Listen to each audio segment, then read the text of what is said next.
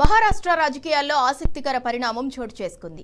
2 దశాబ్దాలుగా రాజకీయంగా దూరంగా ఉంటున్న ఠాక్రే సోదరులు శివసేన అధినేత ఉద్ధవ్ ఠాక్రే, మహారాష్ట్ర నవనిర్మాణ సేన చీఫ్ రాజ్ ఠాక్రే ఒక్కటయ్యారు. మరాఠీ భాష పరిరక్షణ కోసం ముంబైలోని వర్లీ డెమ్లో ఏర్పాటు చేసిన భారీ సభలో వారు ఒకే వేదికను పంచుకున్నారు. ఈ అనూహ్య కలయిక రాష్ట్ర రాజకీయాల్లో కొత్త చర్చకు దారితీసింది.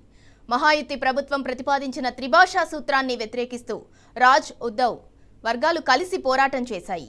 దీంతో ప్రభుత్వం ఆ ప్రతిపాదనను తాత్కాలికంగా నిలిపివేసింది.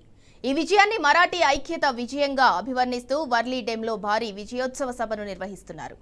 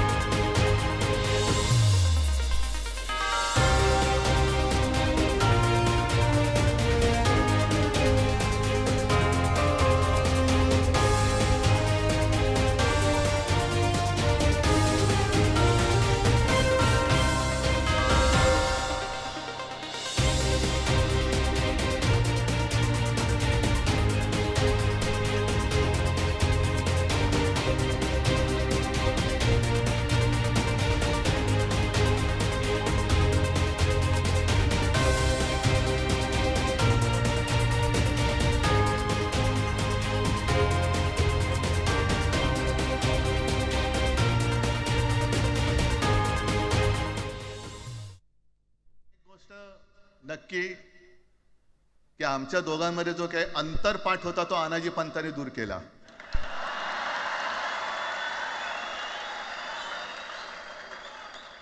आता अक्षता टाकण्याची काय तुमच्याकडनं अपेक्षा नाहीये. एकत्र आलोय एकत्र राहण्यासाठी.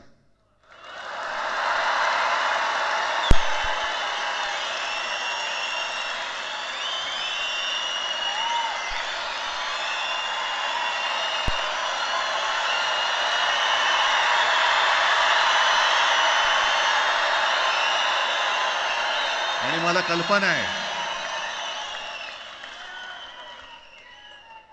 आज मला कल्पना आहे की अनेक बुवा महाराज हे बिझी आहेत.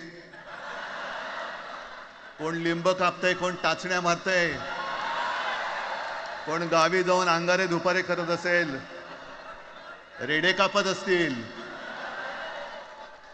त्या सगळ्यांना सांगतो, या सगळ्या भोंदूपणा विरुद्ध माझ्या आजोबांनी लढा दिला होता आणि त्यांचे आम्ही वारसदार म्हणून तुमच्या समोर उभे ठाकलेलो आहोत. मधल्या काळामध्ये अगदी दोघांनी, म्हणजे मी काय, राजनेक आणि आपण सगळ्यांनी या नतद्रष्टांचा अनुभव घेतलेला आहे.